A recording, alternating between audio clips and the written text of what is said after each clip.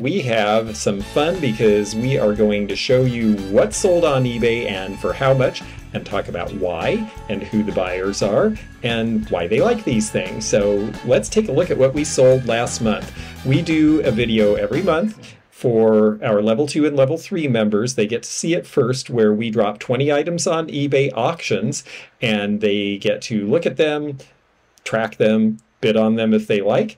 We usually do a 7 to 10 day auction so that other people get a chance at it. If they don't buy everything in the first round, the auctions last longer, and that way other people get to see it too.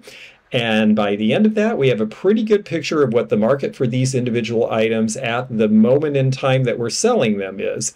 And that's why we like to bring this to you, because we figure it's good information in case you find items like this or are collecting items like this and would like to have a better picture of what the market right now is. So let's take a look at what we sold last month, because we had a pretty good month again. We're going to start with this piece. This is the Grand National, and this is the English equivalent of the Kentucky Derby. Board games really started to be collectible a couple of years ago when people were locked in and had to find something to do with their time, and we saw a real resurgence in interest in board games. Some of them because they wanted to play them, and some of them because they just have great graphics. Now, the Grand National is the English version of the Kentucky Derby, essentially, but this was made in America in 1957 by Whitman Publishing, known for a lot of children's books and Big Little books and things like that. But they also did board games.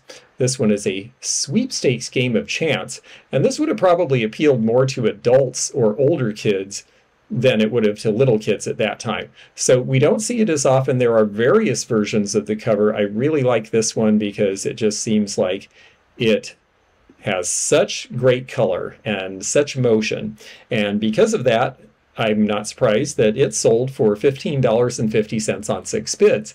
It's not in absolute perfect condition. You can see a little bit of crunching in the upper left corner and on the edges, and so for that reason I felt that it was a fair price for what it was. Our next piece here, this was the first thing that sold, and it sold on a buy it now for $5. It is a golden era postcard, and I just love the surrealist aspect of it, so let's take a look at that.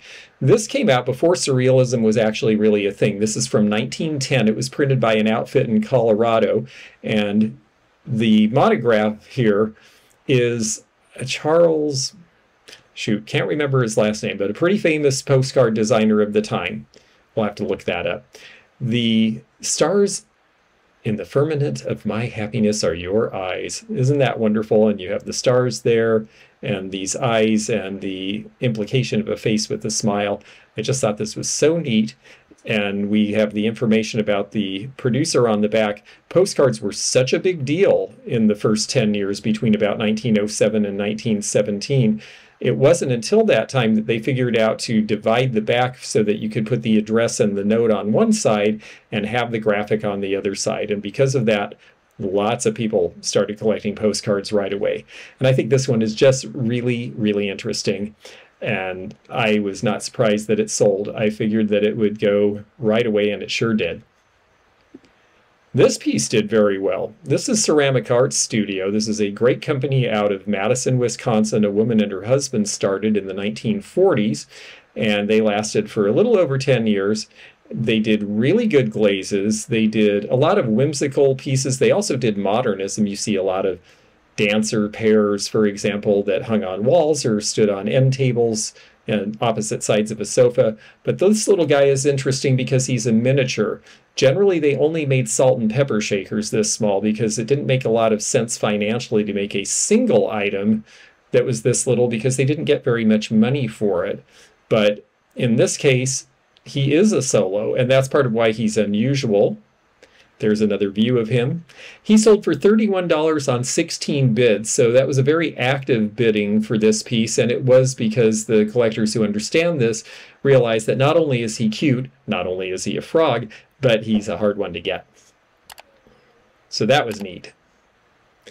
This is another piece that did very well. 37 bids. That's a lot of bids on this piece. I started it at a fairly low price, knowing that it was a good piece and that it would probably go up. It's very abstract looking, but if you look at it closely, you actually see caterpillars. going through leaves. I just think it's such a neat combination of naturalism and abstraction all at the same time. This is by a woman named Anna Marie Davidson, and she worked with some very famous early designers of enamel wear on copper. And she ended up opening her own studio in Sierra Madre, California. You see the monograph here on the back, as well as the sticker. Sometimes the stickers are missing, so look for this interesting A form with the partial surround. Also, this one has the original tag talking about the individual handcrafting and the beauty and the durability, and this indeed was well made and has stood the test of time. Anne Marie Davidson was doing these around 1970, about the same time Sasha Brostoff started doing enamels, and a little bit before Bavano of Connecticut and Broom, who did a lot of the birds, and those are popular lines as well now. This is slightly earlier than this, and it's unusual that it's a bowl rather than a plate, and for all those reasons it went for $70, and I thought that was very nice because it was a really great piece. The Kinks, 1965. Well, the British invasion came, and the Kinks came over with it, and their initial album was turned into a souvenir song album that you could buy for $2, which was not super cheap back then. This is the New York distributor. These were put out with the idea that it would help support their tour. Well, the Kinks had a little bit of trouble with that tour. They had some fighting within the band. They also had some fights with some of the people in the unions who were stagehands, who tended to be older and did not respect young men with that kind of hair, and called them some pretty derogatory names. And at one point, I believe it was Ray Davies, punched a guy in the face, and they decided it was time to send them home. And so they did not finish their 1965 tour, and they did not tour America again for the next 4 years. But they've got some of their best songs on here. Tired of Waiting for You, my theme song. You Really Got Me, All Day and All of the Night, and Stop Your Sobbin', which was later covered by Chrissie Hynde of the Pretenders, who was dating Ray Davies, and I believe it was Ray that she was dating, not Dave Davies. And actually, one of her children is one of his children. This went to exactly the right person. This went to Father Victor, who is a priest here in Florida. And how appropriate, because it is the Apostles' syrup jug. So you have the Gothic arches, which were very popular around 1840 when this piece was developed by Charles May in England. Creamware was also very popular. The idea behind creamware was to try to make earthenware look like porcelain. And so this is a very nicely done piece. It has the lid. The lids are often missing on these syrup pitchers. I just thought it was so neat that the Gothic arches went to somebody who would really appreciate that and understood the Apostles. So it went to the right place, and a lot of times that makes me really happy. $46 on 5 bids is not a bad price to get for this. I actually thought it might even go for more because of having the lid, but it went to where it was supposed to go. And that is part of what delights me about doing this online, is it's interesting to see who the buyers are and whether it goes to the appropriate place, and this one certainly did. This is a cool piece. It went for $10.99, so $1 more than the listing price. Here is the cover, and the cover is probably as great as it is graphically, also probably why it didn't sell for more, because I did not want to hide the fact that it had the creases. I did not take a blue pencil to them. It could be professionally restored that way, but I wanted to show it as it was and not try to fool anybody into thinking it was in different condition. It was completely intact overall, though. The graphics are great. The information is interesting. Here is the inside page where they show them having a boxing match to keep fit because they know that they're going to have to fight soon. The Navy actually had to put these out, because you see it's by the recruiting bureau, because they did not have the ability to draft at this point in the war. They soon got the ability to draft, and then they didn't have to recruit because they could just conscript people. But at this point, they're trying to get you to choose the Navy now. And they said if you're ages 17 to 50, they will take you. That gives you a good idea of how desperate they were to have manpower at the beginning of the Second World War. Now, of course, we would have men and women involved directly, but that's because the nature of battle and the way it is conducted has changed. Coalport. This is a wonderful piece with a late Victorian, early 1900s mark, which makes sense because it is gilded. This is the same era where you have Tiffany trying to make glass that looks like gold, and so it makes sense that porcelain makers would have done the same. And Coalport was a very good maker. This is transferware with some embellishment. This blue, I believe the cobalt, as you can see, is painted over. That was also popular around then, was to paint over pictures, paint over certain portions of transferware to give it a richer look. And they just did a really great job. This is only a little 5-inch vase. So I thought $105 was a very fair price to get for it, but it's because it's a good company and a well-regarded piece. And look how pretty that is, just the contrast. So that was a fun thing to see go to its new owner. This piece came and went and came back, unfortunately. I saw it as being near mint and new in the box, which it is.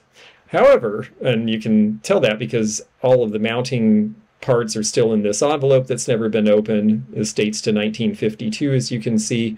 The problem with this piece is that when the customer got it, he said, oh, the dial spins free and that's not supposed to happen. And I have to admit, before I listed it, I was aware of that. I actually thought that it was because it wasn't hooked up to something that it spun free, but he informed me that no, unfortunately, it's because some piece has become loose inside or broken, and there wasn't an obvious way for that to be fixed. So it is coming back, but we do understand at least that it is worth $40 if it sells. And when it comes back, I will take those 2 screws out and see if there's any easy connection that I can put back together to sell this piece again. This piece went to a viewer who has a big collection of false graph, which is exactly the person I thought should get it. I figured it would go to somebody who had a collection. Here's the back of it. It's a dealer sign, so these are the little buttresses that hold it up from the back. It would have sat on a counter. You don't see a ton of these because for every 100 or so sets of dishes that they might have sold for false graph in a store, they would have only needed 1 dealer plaque, or maybe a couple. So these are not so easy for collectors to find. It's got the old castle logo. This is about the time they're starting into making the Yorktown pattern, which ended up being one of the 100 most popular American dinnerware patterns ever made. And so false graph is something that is very popular and definitely has its collector following. And I was so glad one of the collectors got this. It went to $34 on 6 bids. That's right about exactly what I thought it should do. So I was happy for them and happy for us. Now this piece only went for $42, and I have to admit I thought much more highly of it when I got it. Bauer's Atlanta company, Bauer of course was out of Los Angeles, and I'm originally from the West Coast, so I've mainly seen pieces that say Bauer Los Angeles. In the late 30s, they became very miffed by the fact that Homer Laughlin was doing very well distributing Fiesta ware nationally because Fiesta ware had concentric rings, and Bauer had come out with their ring pattern 6 years before, which was a big success on the West Coast, but not really known in the East. So part of their solution was to open an Eastern factory so that things could be shipped more directly. They would have a little different line that was tailored to that market. Well, Bauer's Atlanta lines did not really do well in the marketplace. They weren't really known in the East Coast. They were very heavy and really good quality, and because of that, a little bit expensive to ship. In fact, the shipping on this one was, as you see, $17 when I sold it. This is also one of their floral lines, and I did not understand that my friend who had a piece that sold for hundreds of dollars several years before had an artware line, and the artware is great. I think the floral line is really great too, but it's just not as well regarded because it was more common apparently. So I learned a little something about Bauer Atlanta. I made a little bit of money, and the customer got a really nice piece. So everything was happy in the end. This piece I was a little worried because the picture, I could not get it to not look cobalt no matter what I took it against. I even put it against this sort of greeny yellow background, hoping it would bring out the fact that this is more of a peacock blue, which has a little bit of a teal aspect to it. Fortunately, the person who bought this was very happy with it as it was and was not disappointed that it was not a true cobalt as it showed in the picture. I did describe that in the heading as well as the description so that people wouldn't be fooled. And they were happy with it. It's a wonderful piece. It's the Pisces out of the Zodiac series. You see there's a hole on the top here. You could hang it in the window. There's a hole on the bottom here. You could hang these from each other, and you could make an entire room divider if you had all 12 pieces.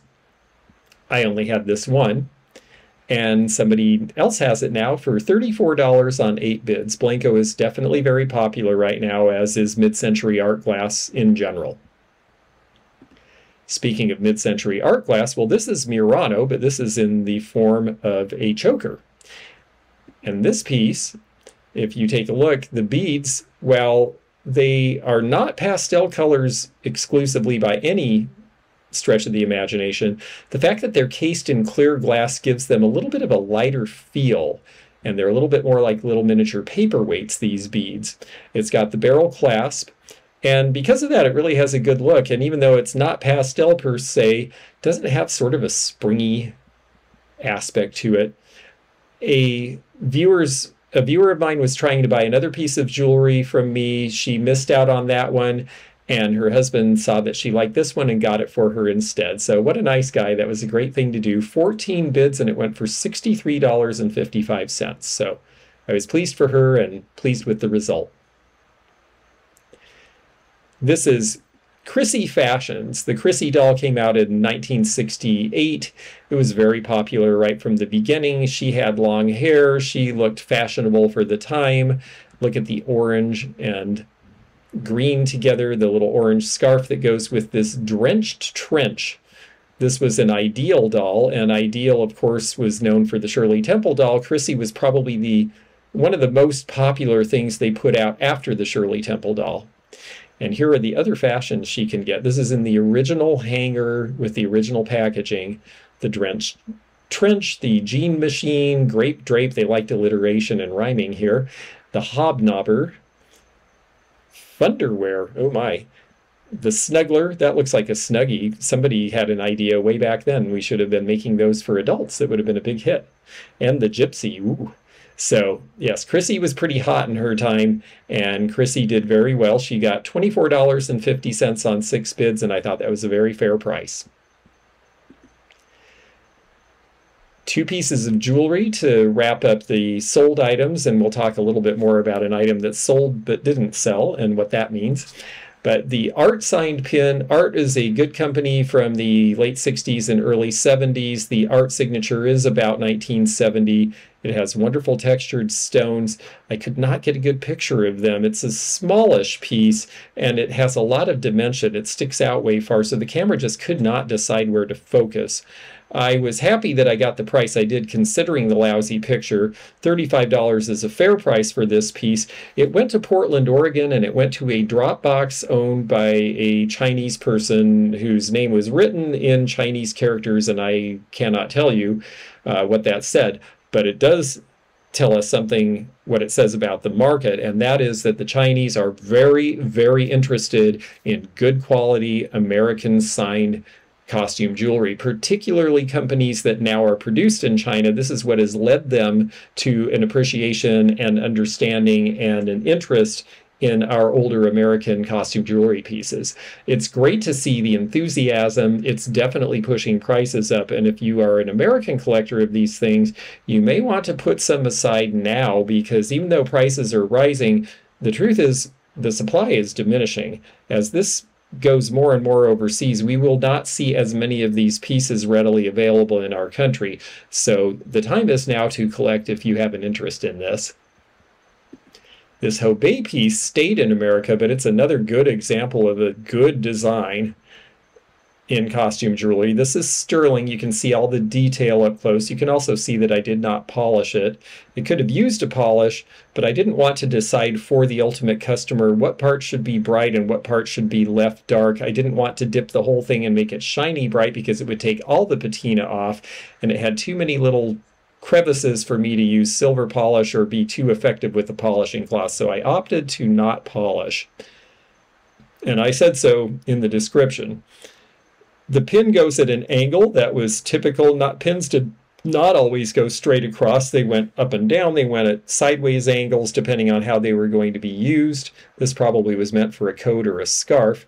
It's got that name there, Hobay Sterling, design patented. The Hobays came to America in the 1920s, quickly started doing costuming and design for the Ziegfeld Follies, and went into the jewelry business where they did a lot of things in semi-precious metals and semi-precious stones, even as costume jewelry. So early Hobay, and this is Second World War, fairly early, is definitely a desirable thing. I was very happy it sold for what it should.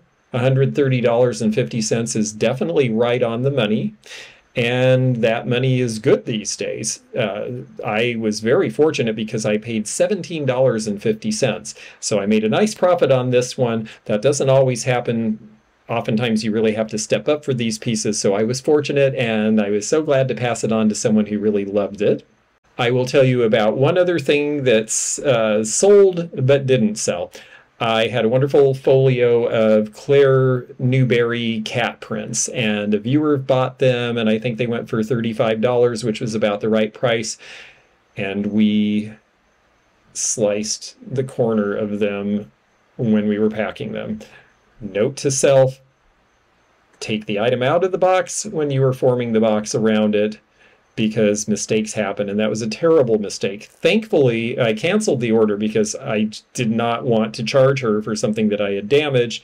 She immediately sent a message saying, "What's going on? I really wanted those pieces. I've already picked out frames." And I said, "I'm so sorry, but I'm thrilled to hear that you're picking out frames because I think this will frame out. It's in the upper corner, it's a small slit, and I am just going to send these to you free of charge." She offered to pay postage, and I said, "No, you know what? It was our mistake. I'd rather that these be preserved."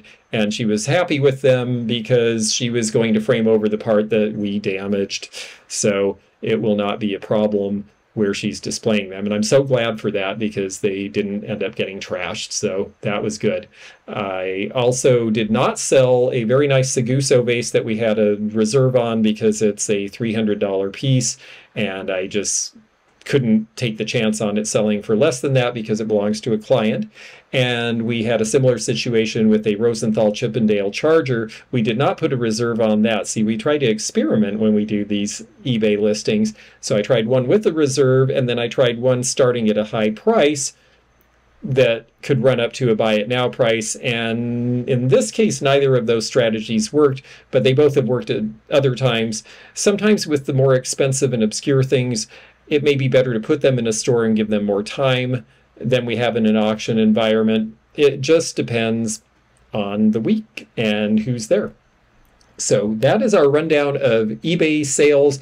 If you are a level 2 or 3 member, we are about to have another eBay listing drop for you, and you will get first notice and you will get first dibs. If you're interested in becoming a level 2 or 3 member and not waiting to see what's left, you can check the join box below if you see it, or you can look in the description. And when I say the description of any video, we always talk about the video itself, and then there's a dash line, and then there's a whole bunch of links to various other things. Our appraisal services and that sort of stuff are all shown underneath, and that's where you can go to find out more information about memberships. So thank you so much. We really enjoy doing this and showing you the results, and we will have more to show you next month, so stay tuned.